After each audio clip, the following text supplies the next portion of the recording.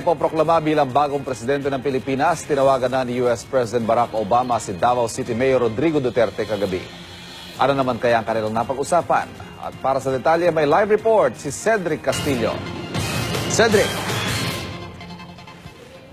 Yes, Iva, gaya nga nabanggit mo, hindi pa man ipoproklama bilang susunod na Pangulo ng Pilipinas ay nakatanggap na raw ng tawag si Davao City Mayor Rodrigo Duterte mula sa isang leader na isang kaalyadong bansa.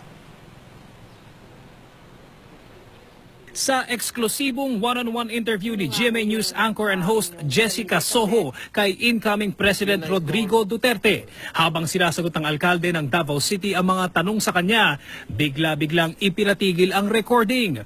Napabalikwa si Duterte at nakiusap na lalabas muna siya ng silid. Isang tawag daw sa telepono ang dapat daw niyang sagutin. Pagbalik ni Duterte, sinabi niyang importanteng tao ang kanyang nakausap, pero hindi mo na niya ito pinangalanan. Sino, sir?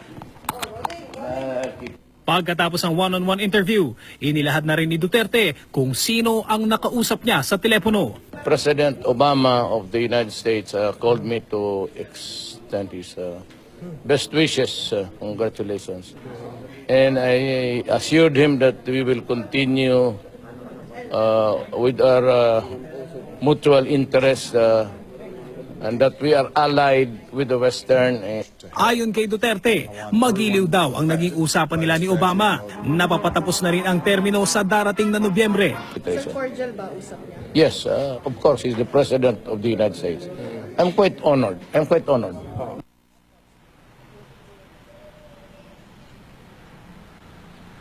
Iba ngayong